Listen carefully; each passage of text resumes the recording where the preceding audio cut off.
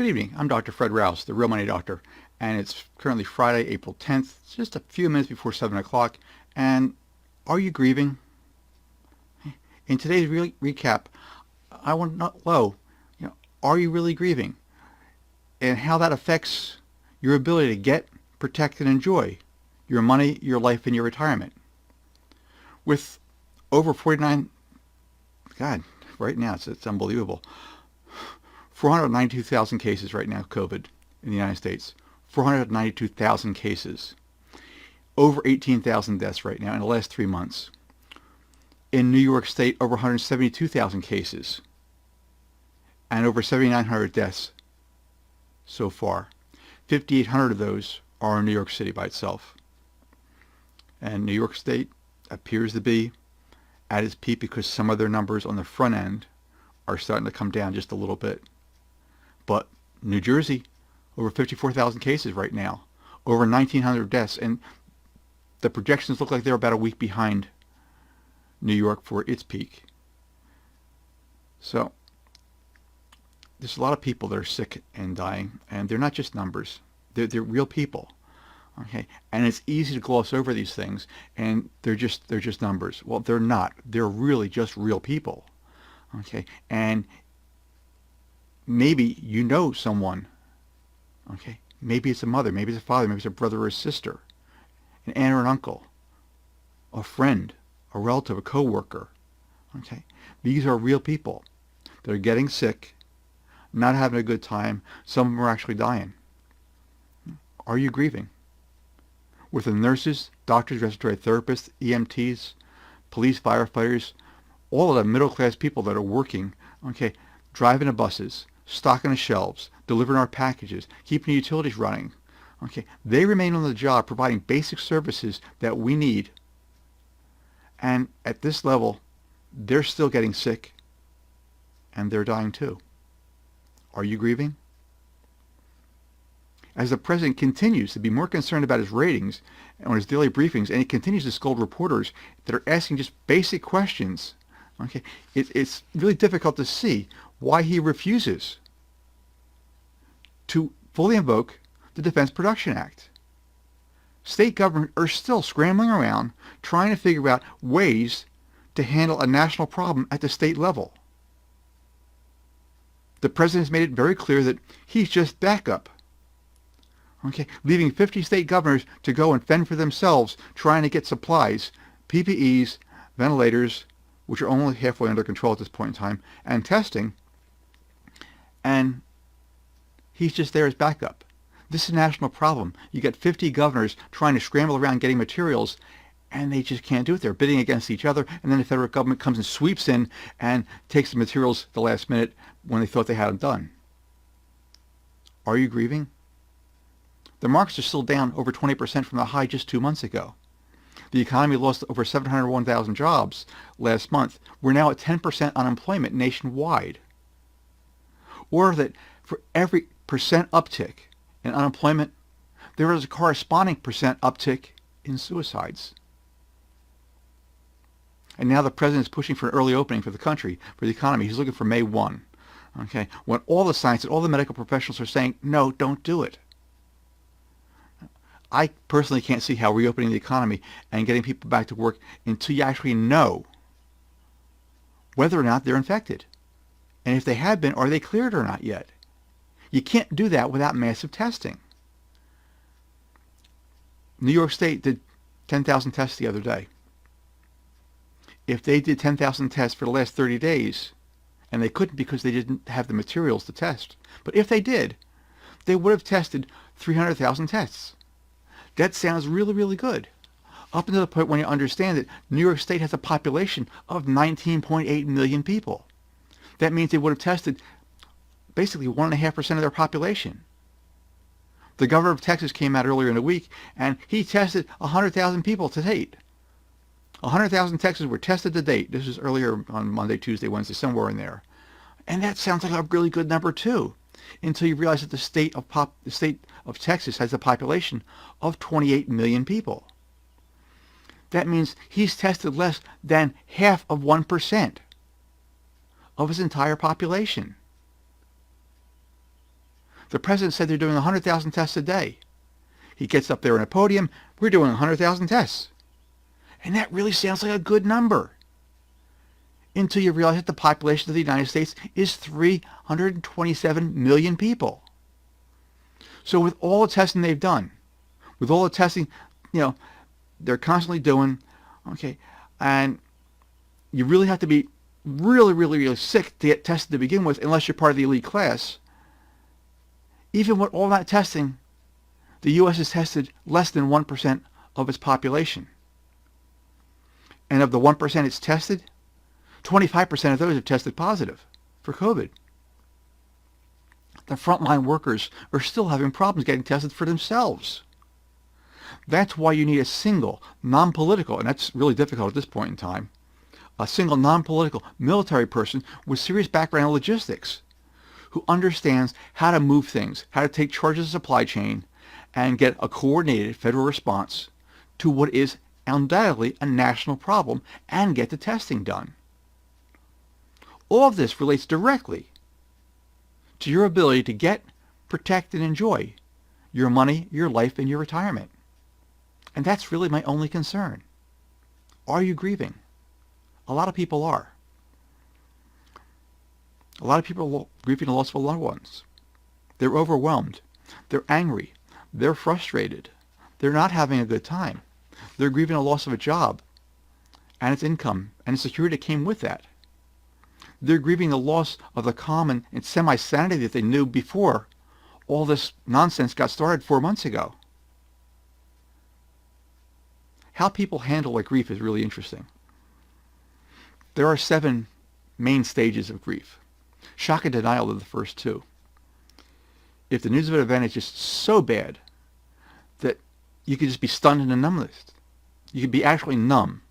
You hear something, you're just numb. You have no idea. You can't believe it to begin with. Okay? Then you go into denial after the numbness actually wears off. No, it really didn't happen. It can't be right. It must be fake news. That's part of the denial of it all. And from there, people start to lash out in anger. Anger is the next stage. They start blaming anyone and everyone. It's always somebody else's fault. It's a big conspiracy. You knew you couldn't trust those people to tell you what was true. Fear starts to set in now. People tend to start getting disorganized at this point. Then they move to bargaining. Trying to make a deal. Is there something they could or should have done that would have made this go away, would have changed what have happened? After a while, they keep doing that, and they realize that didn't work. And when they realize it didn't work, then the loneliness starts to set in, the guilt and the isolation, and it feeds into a full-blown depression. Now, some people are stuck there for quite a while in depression. Okay? Not everybody, but some people are. And if and when they're lucky enough to get out of the depression, then they start testing things, realistic solutions that they think that can move them past where they are. That's a good move. Okay, that's the start of things. That's a really good move. Now the healthy ones, the ones that are lucky enough to have a solid relationship with someone, a friend, family, a support system, eventually get to the point of acceptance. And that final thing of acceptance is their last chance, to deal with the grief and to move forward. Now, not everybody gets to go through all 7 of those stages. Some people are just stuck in 1 or 2. Some will bypass a couple steps along the way. It varies based on the individual and the situation that they're dealing with. But if you look at it this way, if you could just see how other people move through the things and possibly where you might be at yourself, that's a really handy thing to understand those 7 steps, to see where somebody else is, why they're feeling that way, what to expect, and then maybe you're feeling that way too, and you'll know what you can possibly expect. So are you grieving? If you are, it's okay. It's just normal. It's not the fun part, but it's a normal part of the process when your life has been flipped totally upside down and you have no idea if you're ever going to come out on the other side of this thing or not.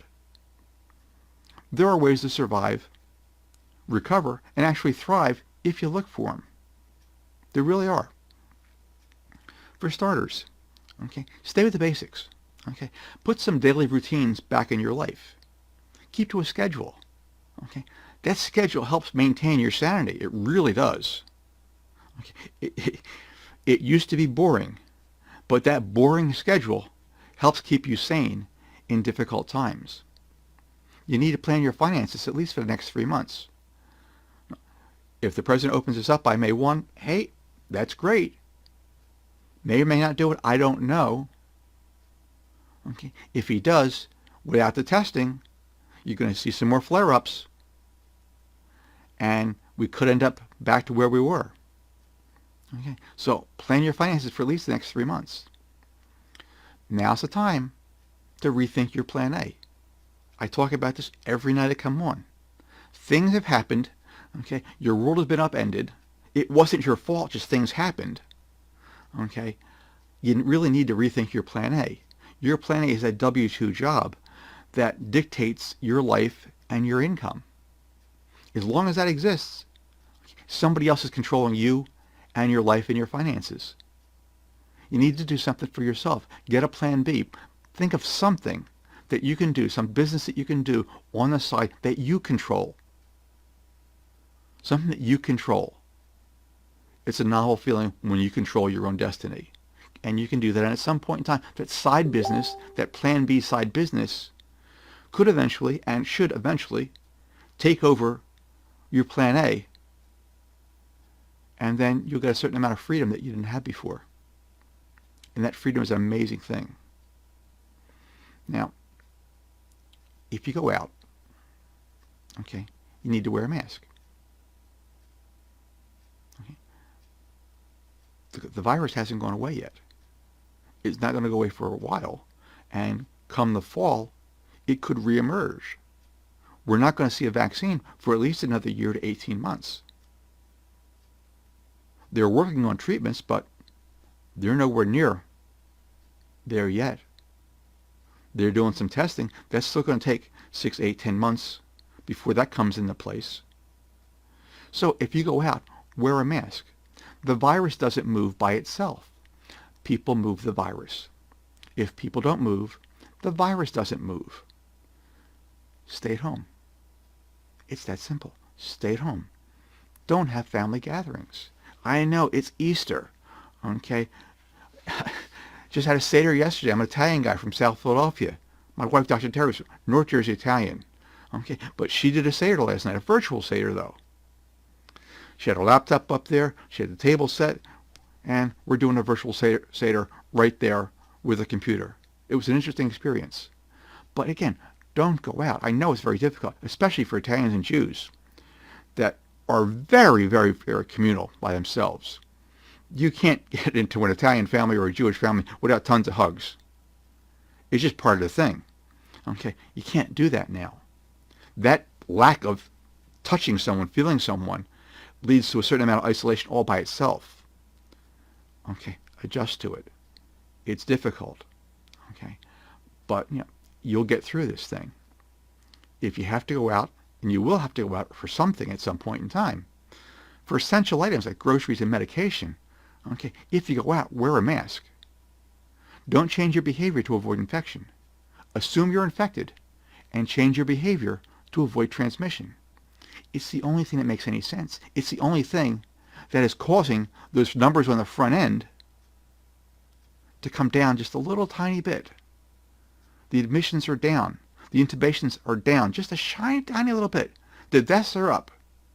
But that's a lagging indicator. That's from things that happened, a week, 2 weeks ago. But the intubations are down. Okay? If you go out, wear a mask. Okay? Don't have those big social contact things. They're not good for you. And because we're doing those things, we're actually affecting those numbers. Okay? You're really much more responsible than anyone would have ever imagined. Okay? The middle-class population in this country are what's holding this thing together. Because the middle-class population makes up most of the country. They've been screwed for years with income inequality. That's happened since Reagan came into office and started it all. And the top 1% have been getting all the tax breaks. The middle class people doing all the work, paying all the taxes, fighting all the wars. They have an amazing amount of kindness and active and thoughts of duty that just propel them to do these things in difficult times. Right now, every day, there's new stories every day how this nation's coming together. There are stories of acts of kindness that you wouldn't believe. People delivering meals and groceries, high school kids and college kids organizing together, picking up and delivering prescriptions to senior people that can't get out on their own. The working people have been dismissed. For years they've been dismissed by the upper class. Okay, and it's just irrelevant peons that just do your little thing. They're the ones that are keeping us together right now. You're the one that's keeping us together right now. Maintain that social distancing. If you go out, wear a mask. Okay. Amazing things are happening. Okay. The kindness and sense of duty that you have to your family and the rest of the community is absolutely amazing. I know each one of you will continue to do your part, and I certainly appreciate it. Okay. Not everybody does, but I certainly appreciate it, and I know your friends and family appreciate it also. Now, depending on where you live, you're still up for a few bad days yet. Really bad days. I mean, New York is there right now. Okay. New Jersey's going to be there next week. You don't know what's going to happen in Michigan, Detroit, and Louisiana, Florida, okay, and other states. It's coming your way. It's going to happen. Okay. But after every one of those bad incidents, that period of time that's really, really bleak, good things will happen on the back end of that thing. It will open up. Okay. Maintain your sanity. Okay. Focus on the things that you can actually control. What's in your head is one of those things that you can control. How you react to what's happening. Turn the news off. For Christ's sakes, turn the news off. Okay. It's constant. It is constant. It will wear you down. There's no need for it. All that news is only going to get you frustrated. Going to get your stomach churning. Going to increase your depressions. Okay. Just avoid the news. 5-10 minutes a day is more than enough. Okay. You're home with the kids right now. Okay. If you have older kids, they need some things to do. They're probably locked in a room pushing buttons on the phones. Okay. I post this video every day on YouTube. So I'll post this tomorrow on YouTube. And I'll have a link in there that you can go to. And it has tons of interesting things that you can do. Some educational things, some news things, some public service type announcements, what to expect out of COVID. There's also a little present there. Every day there's a new present. Okay. So go on YouTube, like the video, share the video, find out what the present is for that day. Okay. I'm Dr. Fred Rouse, the Real Money Doctor. I'm here to help you get, protect, and enjoy your money, your life, and your retirement. I'm here for you. I'll be here tomorrow at 7 o'clock. I appreciate you being here today. Thank you. I look forward to seeing you tomorrow.